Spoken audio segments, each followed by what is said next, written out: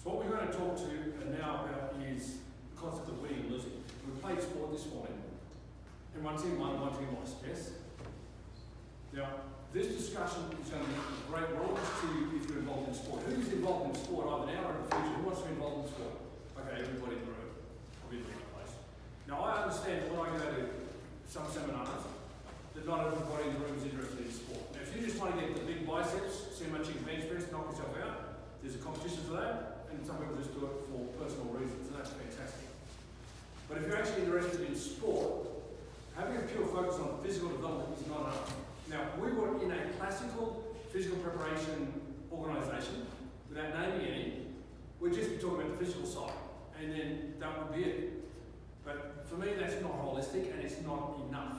Because when I'm involved in sport, generally speaking, I want to pursue excellence.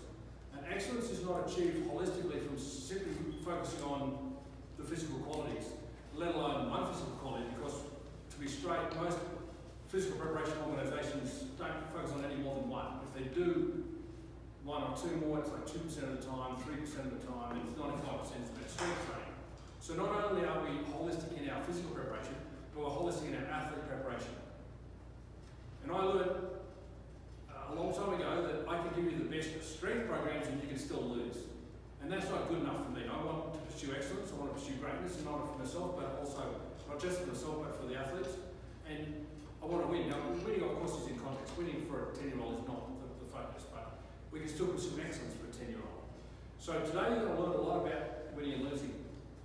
And if you don't master this, you will be like the other 95% of the people involved in sport who do not know why they lose and therefore can never win on a regular basis. Now the good news is that 95% of the people are losers in sport. And we need them, because it's easy to win. But I like to be on the podium. You know, preferably the goal, but any colour will do, generally speaking. And sport is very measurable. There's a very good measuring device. It's really technologically based. You know what it's called? Scoreboard. The scoreboard. It's not really complex. I joked. You know, you don't need technology and GPS tracker to work out the scoreboard. You know, the podium's got 3 places on it, and the scoreboard's out as a winner and a loser. So it's really easy.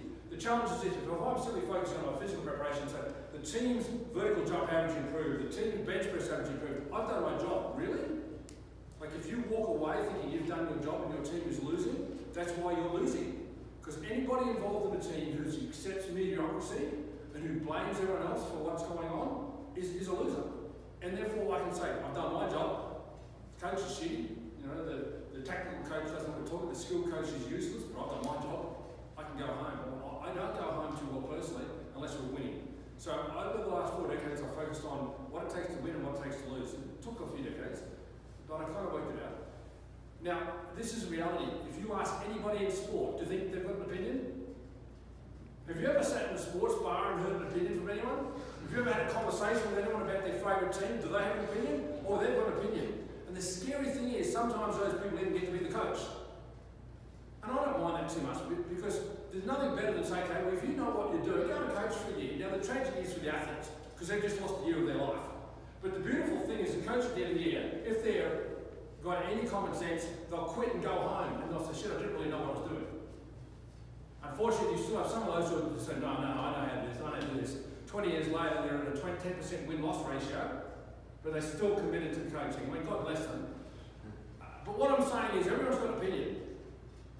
But unless your opinion is on the money, you're going to be a loser like the other 95%. Now, I don't mean to be rude or arrogant. It's just reality. I'll give you an example. In Super Rugby, the Southern Hemisphere competition, for the first 15 years or so, only 6 teams out of about 15 in that era ever won the competition. It was restricted to 6 teams. Now, it blew out in the last 15 years, or the last 10 years after that, so 26-year cycle now, we're up to about 9 teams off the top of my head that have won. But for a while, there was only 6 teams that were winners, and everyone else basically started the year thinking, we're not a winner. So really, not many teams win. In addition to that, those who do win, don't win every time they go to the finals. So my goal is to win 80+% of the time, and if I'm in the finals, I'm going to win the finals. So you want to master that. There's a path to this, and that's what we're going to teach you. We might not teach you in the next hour, but we're going to teach you it if you hang around long enough. And we test our very easy to test. So we're now going to engage in a beautiful exercise in winning and losing.